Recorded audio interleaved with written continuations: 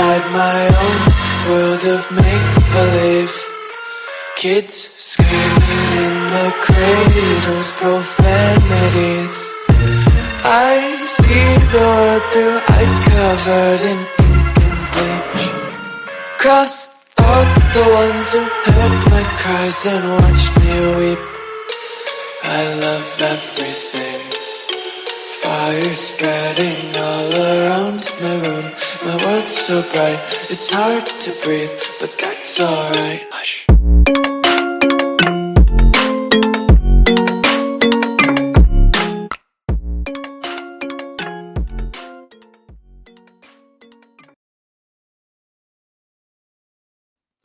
Hey guys, and welcome back to the channel. If you are new here, thank you for joining me today for an upload.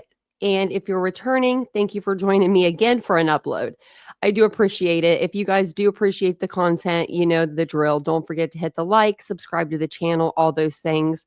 We do talk about Idaho 4 usually every evening at 9:15 p.m. Eastern Standard Time. We've been getting caught up on some older podcasts that we had watched years ago. Because this has been years in the making of Bryan Kohberger going to trial, and we're just reviewing those. So this is going to be season 1, episode 7. Excuse me. This is going to be the last episode for the Idaho series. So let's go ahead and add it to the stage here, and we're going to go ahead and get started. I am going to have visuals up while you guys are watching, so that way you have something to look at. But this episode was released on September 18th, 2023. It focuses on exploring Bryan Kohberger's background to determine if there were any indicators that he could have become a killer. It discusses newly uncovered posts allegedly made by Kohberger on the online forum between November 2009 and February 2012 when he was a teenager. And that's the Tappa Talk post that we went through. So if you haven't seen the Tappa Talk post that he's written, you can go ahead and go to my playlist under the Idaho 4 and you'll see that.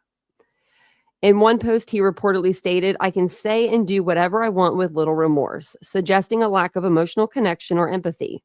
The episode aims at unpacking whether a killer is born, sorry, I'm losing my voice, or made, and examines factors that might have shaped Kohberger's character. So let's go ahead and let's get right into it. I'm going to go ahead and play it, and I'll put up the visuals for you guys. Newly uncovered posts made by an online forum may give us insight into Bryan Kohberger's character. Between November of 2009 and February 2012, while Kohberger was a teenager, he allegedly made 118 posts, and in one of them he said he felt no emotion and said, quote, "I can say and do whatever I want with little remorse."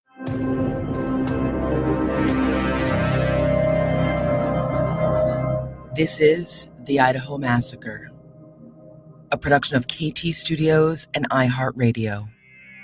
Episode 7, In the Dark. I'm Courtney Armstrong, a television producer at KT Studios with Stephanie Lydecker, Jeff Shane, and Connor Powell.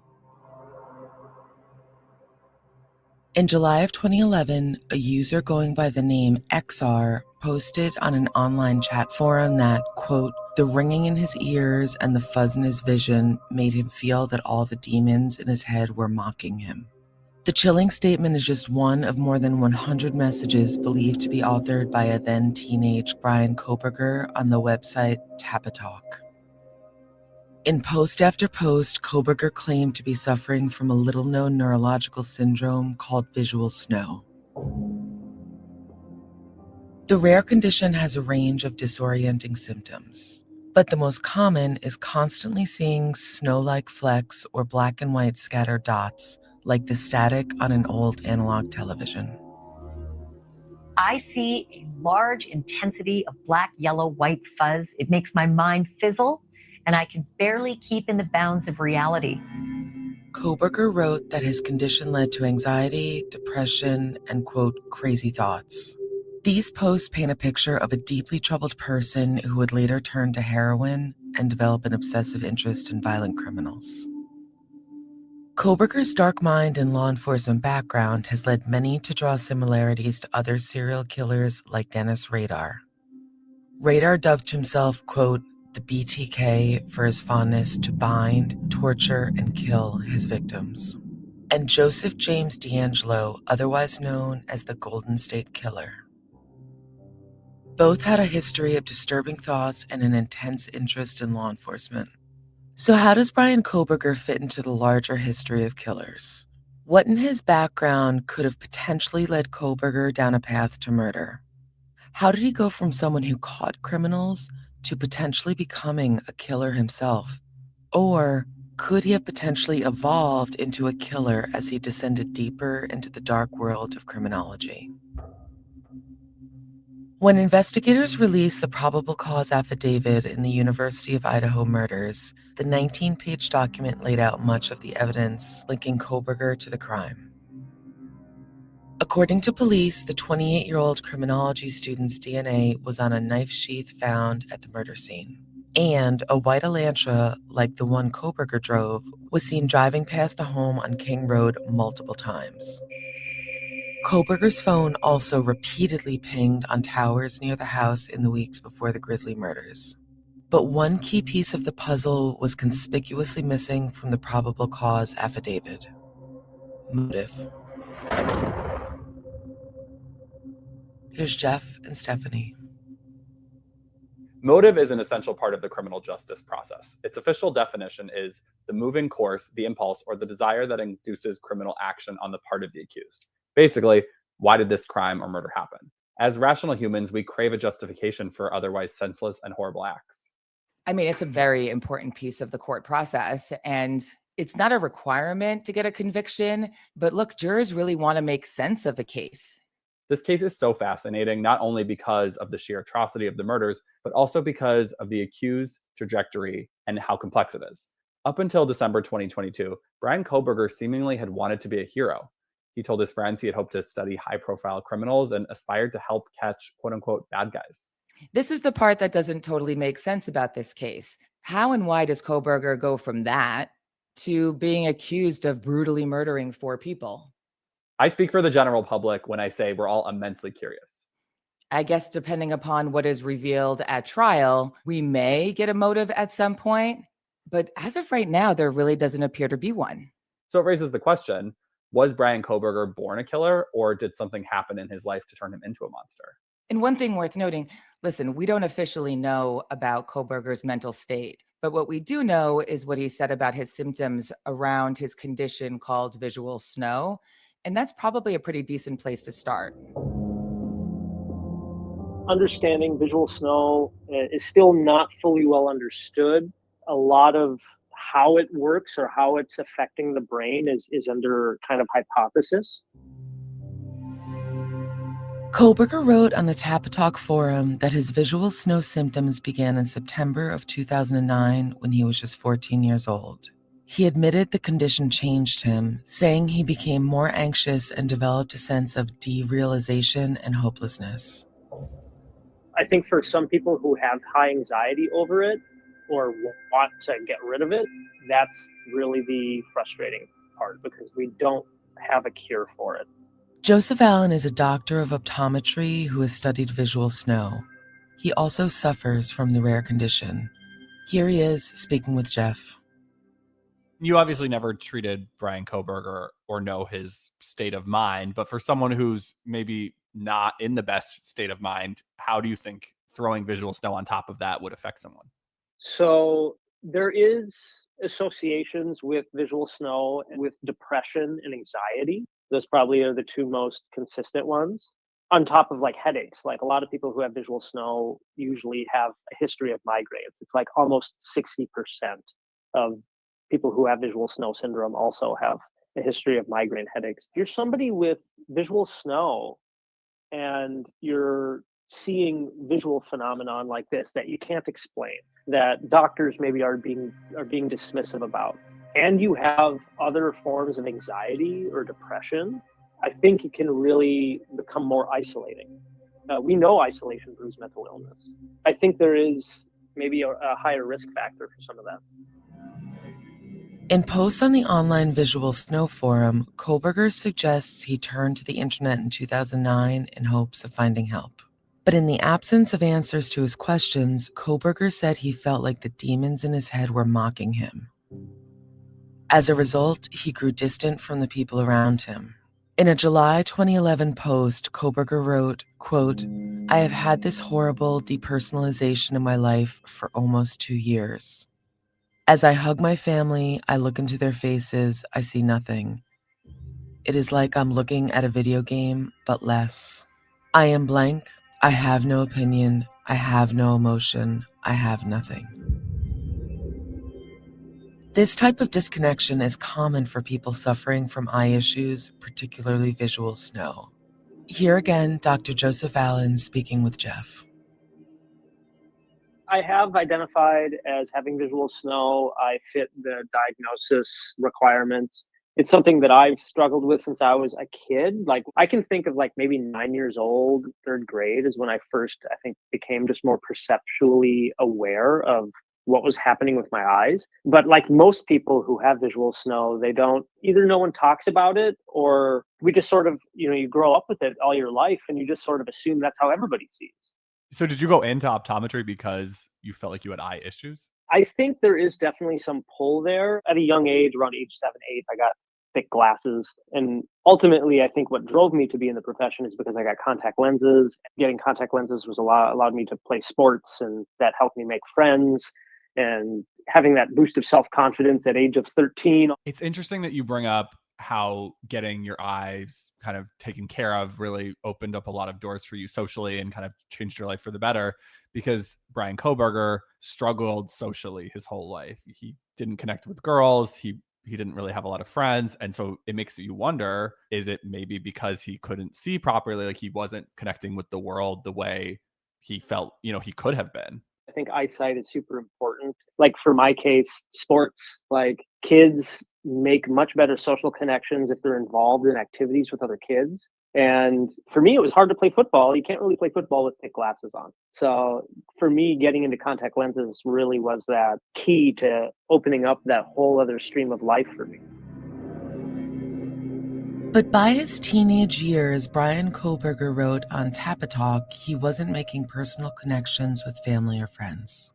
Instead, his mind was moving in a darker direction. In posts as a then 16-year-old, Kohberger wrote that his visual snow condition made him feel like a, quote, organic sack of meat with no self-worth. He berated himself for his expanding array of mental struggles that ranged from depression to delusions of grandeur to anxiety to constant thoughts of suicide. Kohberger even wrote lyrics to a rap song saying, "You are not my equal, you are evil, but I am the devil. But now I am going regal. Don't fuck with us." Again, Joseph Allen.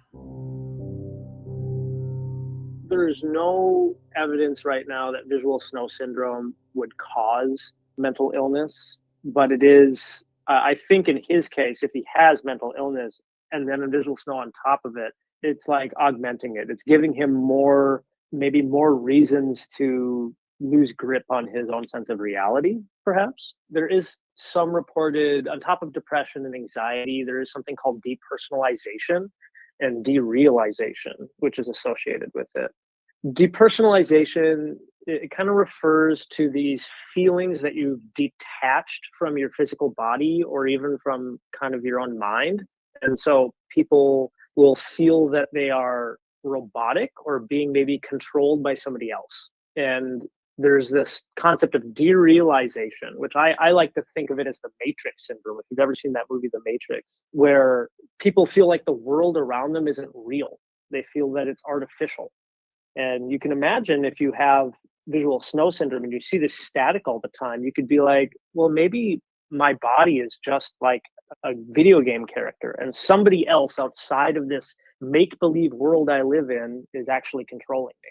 So I think if you have already existing mental illness, a poor grip on reality, a poor social structure, and then maybe having these feelings of depersonalization, derealization, then it's easier maybe to lose emotional connection between other people and even maybe what's right and wrong. Let's stop here for a break. We'll be back in a moment.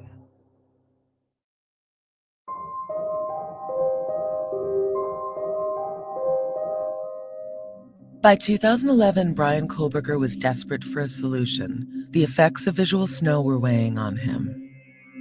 He wrote on the online forum that he visited a neurologist and took anti-migraine medicine. Neither worked. Kohberger later adopted a strict diet, removing sugar, bread, wheat, soy, and other carbohydrates from his meals. High school friends described him during this time as obsessive about his new health regime, which did help him lose a significant amount of weight, at least 100 pounds, if not more. And, according to his own words, Kohberger began to improve. Kohberger wrote on the Tap Talk forum in February of 2012 that he had accepted his visual snow and that the condition no longer scared him. However, in his final post, he also said, quote, "I feel like coming to terms could be a bad thing, though." Again, Stephanie and Jeff. Between 2012 and 2013, Kohberger went through this huge transformation. After several years of feeling very down and depressed, according to reports, he really started to turn things around and turned a corner. He adopted a new diet, he started to lose a ton of weight, and he was apparently much more happy about life and seemingly more optimistic. But it's also around this time that he gets kicked out of the law enforcement educational vocation program and ends up having to finish high school remotely in the spring of 2013.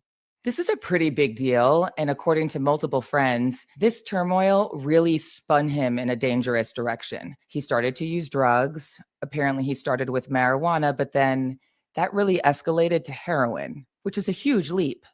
One of his friends, Rich Pasqua, who worked with Kohberger at the pizza shop, said that by 2013, Kohberger was a full-on heroin addict. But he was eventually able to kick the habit, going to rehab and enrolling at the Northampton Community College. It does seem that Kohberger has a bit of a history of locking in and almost obsessing about certain parts of his life, whether it's the visual snow or drugs, his diet, and in some ways, even his own criminal behavior. This type of compulsive behavior is something we see with other serial or prolific killers.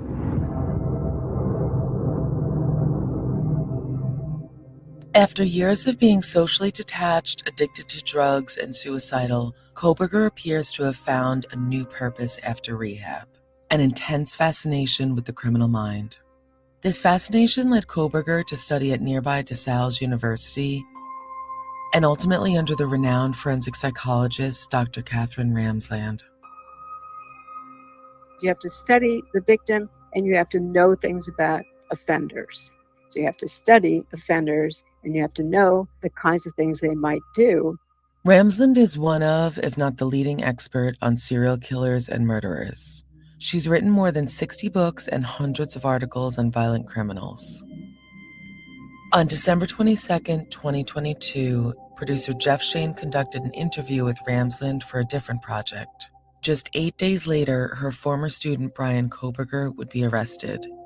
In hindsight, their conversation is chilling. What can you tell me about people who commit crimes?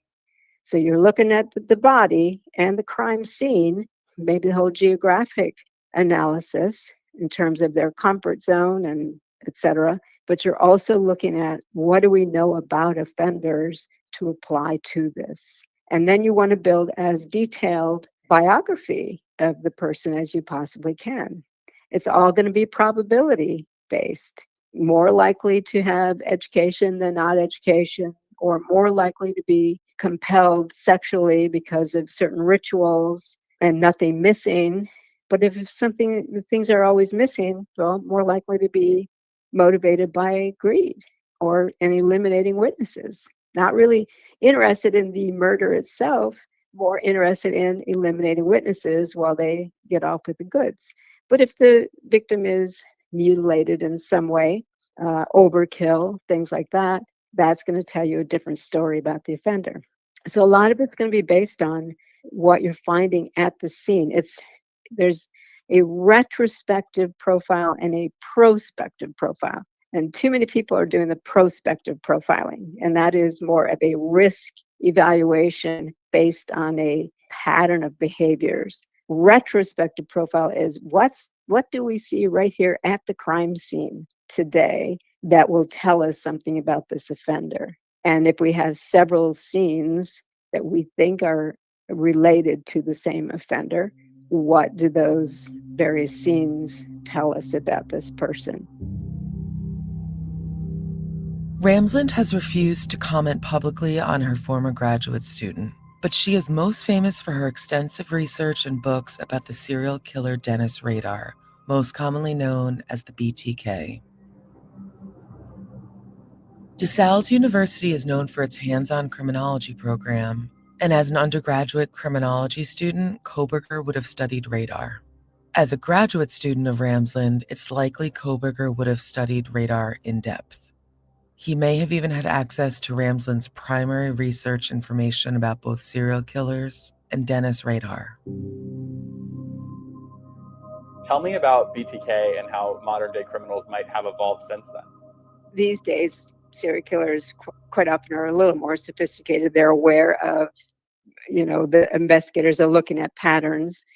But even back in, the 70s, sometimes they would have a ritual, so there would be similarities, but then they'll pick up somebody, a victim of opportunity, weren't even looking, but they have their murder kit, so why not go for this? And then it's completely different. I remember Dennis Rader, for example, the BTK killer, so 1970s into the 80s, and this final one of the 10 he killed was in 1991. And by 1991, he realized how the FBI approached all this. And so instead of killing people in houses that he entered, he took a couple of victims and dumped them outside. One victim, he called it in, none of the others. Several of them, he wrote notes to the newspaper, but not all of them. So he's not a particularly sophisticated person, but he did change things up a little bit. He murdered a family of 4, then he murdered a single woman. They didn't connect them at all because even though the bodies all were bound, he'd used different knots on the single woman than he had on the family. And he didn't do that purposely. He just liked knots and he was mixing it up. How much Kohberger studied or understood about serial killers like Rader isn't clear, but there are unique and disturbing similarities between Kohberger and Rader. Both are accused of committing their murders while pursuing degrees in criminal justice. Rader was earning an undergraduate degree from Wichita State as he embarked on his killing spree. And as Dr. Ramsland mentioned in her interview, Rader mixed up his killing profile to evade investigators. When Kohberger was arrested, he was wearing rubber gloves and sorting his trash into smaller plastic bags in an apparent effort to prevent police from collecting evidence against him.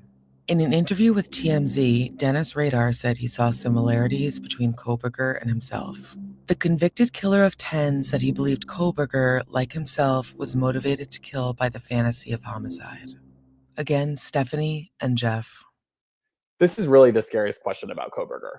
We know that he told people from a young age that he wanted to catch violent criminals and be a police officer. Later at WSU, he said he wanted to help rural police departments solve crimes. So was this all talk, just a front or a ruse to get in with investigators? Did he want to figure out how they worked so he could operate around them? Given what we know about his teenage years, his feelings of isolation and the demons in his head, is it possible that he had a longstanding desire to kill? So with that in mind, are you saying that possibly studying criminology was part of the plan to learn how to kill people without getting caught? Exactly. Or I also wonder if he has this personality type that's a bit obsessive. Was it possible that he's studying criminals at school because he's been obsessed with crime and fantasizing about being a killer his whole life? Or is it because he was studying criminology and about killers that he began to fantasize about it? That could make sense, and he definitely could have used what he learned from his criminology studies to help him get away with murder, at least for a little while. Let's stop here for another break.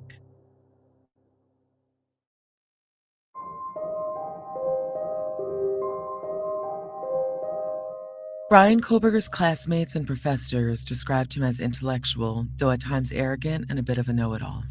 One former professor from DeSales University went further and said Kohberger was a brilliant student. Michelle Bolger, an associate professor of criminology, wrote a letter of recommendation for Kohberger's PhD application, describing him as perfectly professional in all their interactions.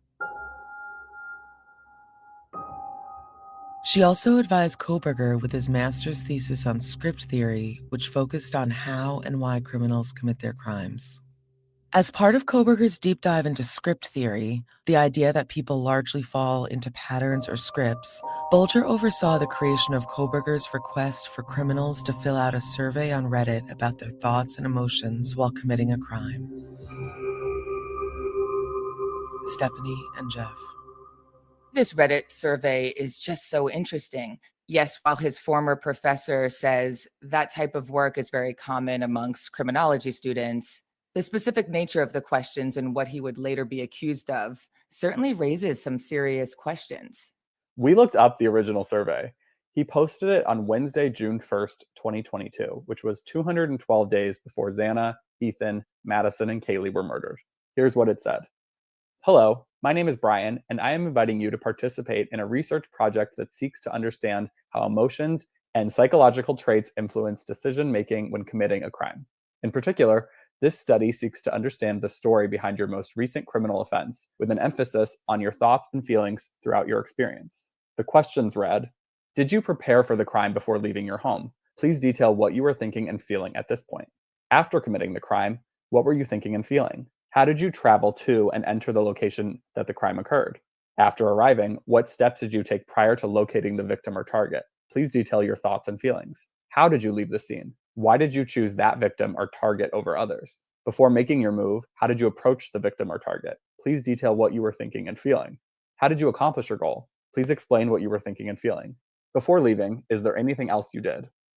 Jeff, what you said about this type of survey is pretty typical of graduate students, but it did get us curious if he had used any of this information in his thesis, and it doesn't appear that he did. So maybe he didn't get enough participants and scrapped the idea? Or he took the survey, collected the information, it was a ruse that he was using it for his thesis, and instead used it to plot murder. If Kohberger was potentially using his academic opportunities to learn how to kill, one skill he potentially appears to have employed in murdering Kaylee, Maddie, Xana, and Ethan is the ruse. A ruse is something that the killer presents to calm the intended victim while the killer knows he's going to be murdering them. He doesn't want them to know anything violent is going to happen to them. So he'll use a ruse to get them, perhaps, to go with them to a more secluded place. But even then, if he does something, he may present another ruse, even as he's binding them. Say, I'm not going to hurt you. I just need to do this. And it will vary with some of these different killers. But even when the person suspects something wrong, if the killer's not in the position to do everything they need to do, then they will try to calm them once more. And it'll be done by a ruse, which is usually what they say to them in the kindest way possible. And hopefully it'll be believed by the victim. Kevin Sullivan is an investigative journalist and author of several books about the serial killer Ted Bundy. He sees several similarities between Kohberger and Bundy, who confessed to killing at least 30 people in 7 states. According to the probable cause affidavit, roommate Dylan Mortensen heard crying coming from Xana Kernodle's room, and then a male voice saying, quote, "It's okay, I'm going to help you." This effort by a killer to reassure a victim is common in pre-planned murders. BTK did this. He would try to assure people that like nothing was going to happen, or it was for a different reason, or whatever. A lot of these people do this. The key is to get them calm. I mean, the mob does this. Sometimes the mob will go out and say, let's go spend a whole night with somebody, 4 or 5 of them. And then they say, let's go get breakfast or whatever. And they'll go and immediately kill this guy. And it was planned from the start. But what was the ruse in that case? Hey, these guys like me. We're friends. They're taking me out to breakfast. And the next thing you know, he's got a wire around his neck or he's been shot in the head. Some killers use the ruse in a tense moment to calm a panicking victim. Others, like the serial killer Ted Bundy, would create elaborate stories to trick unsuspecting targets. He said that he knew that he was hunting girls that were from normal, good families, and that they would be more likely to help somebody if they were either on crutches and fumbling with books or they needed directions, or something else was asked of them, they would be completely unsuspecting. In 1974, then 18-year-old Georgianne Hawkins was walking near her sorority house at the University of Washington. The disappearance of young women was front-page news at the time. Georgianne was well aware of the threat and had been regularly walking with friends. But after leaving her boyfriend's home, she set out alone on a well-lit road to walk the short distance to her house. As she was walking home, she ran into a man who had a leg cast on with his pants are split. It was on, I believe, his right leg. He was fumbling with a briefcase and on crutches. That person was Ted Bundy. He asked her, "Would you mind helping me take my briefcase to my car?" Of course, she doesn't think this guy with a cast on his leg, ruse. This guy with crutches, ruse. This guy who's so nice and articulate, ruse, is going to do anything to her. In her mind, she thought, yeah, I can help him. And what does she do? She takes the briefcase, they walk down the alley, and he had put his crowbar right behind his VW, his beige VW.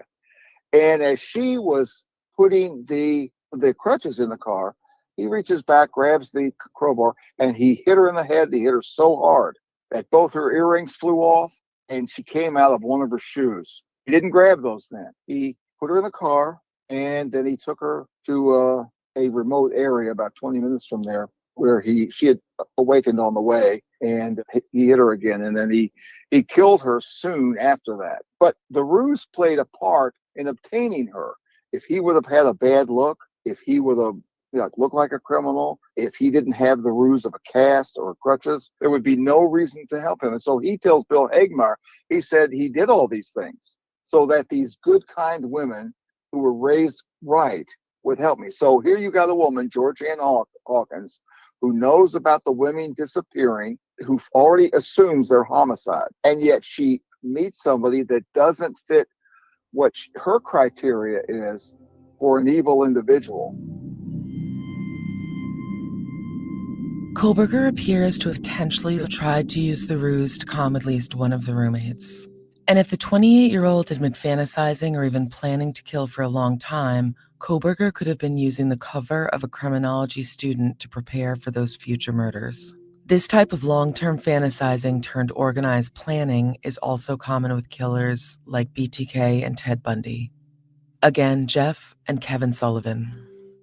He was kind of staking out the house. He would drive by it. He went there a lot, in the months leading up to the murders. Do you think that speaks to escalation? Like maybe at first he would just do a drive-by or follow them or maybe peer in their window, and it just becomes, you need a bigger fix. So maybe one day he goes inside, and then it just becomes more and more until it ultimately leads to murder. I guarantee you that people that do this prior to the murder, they are thinking about it a lot. They are living mentally in that realm. And usually it has a sexual component to it, which will become masturbatory even prior to the event, just as some of these people visit these locations afterwards and have to sexualize the experience through masturbation. So I would assume that he was trying to not unleash and do as much. And remember, there's always got to be a first time. Once you kill your first person, you can never go back and unkill that person.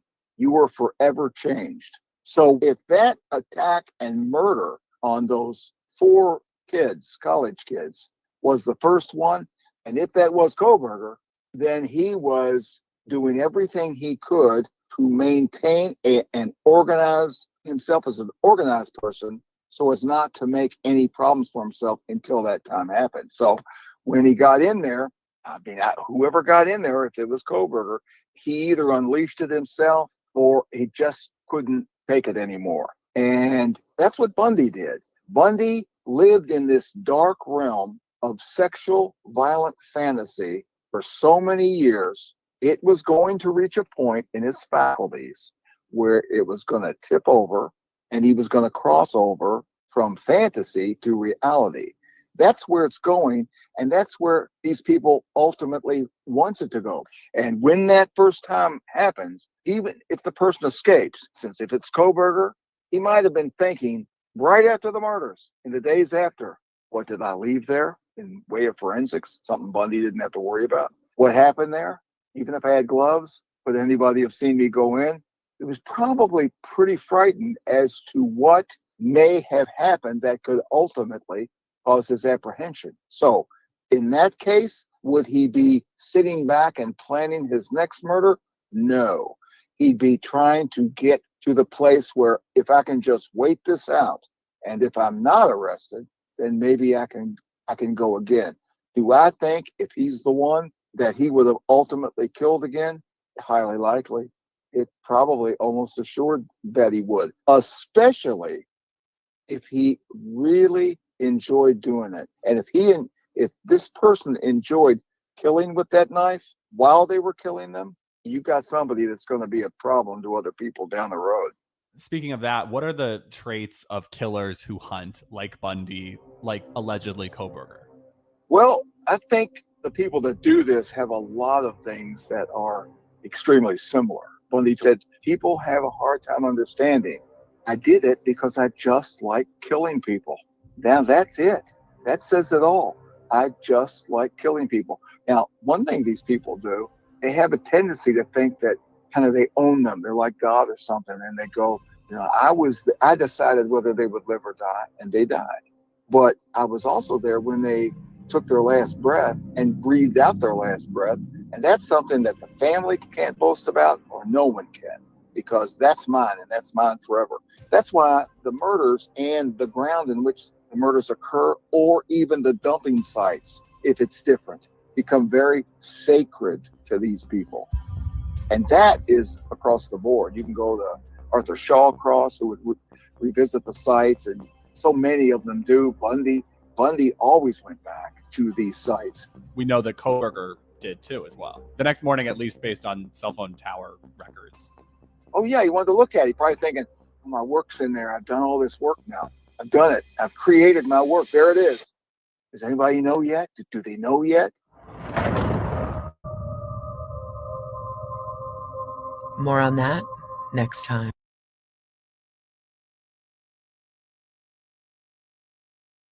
Okay, so that was the podcast. Let me know what you think about it in the comments below. Let me know what you think about Bryan Kohberger. Do you think he's guilty? Do you think he did this, or do you think he's being set up for this? I would love to know your thoughts below. I always do check the comments, so I'll be in the comment section later. If you are interested in the content, we do watch the Idaho podcast. The newest ones will be on our lives at 9:15 p.m. Eastern Standard Time. So I will see you all later this evening at that time. I hope you guys have a great weekend and a wonderful, wonderful Saturday. Bye, guys.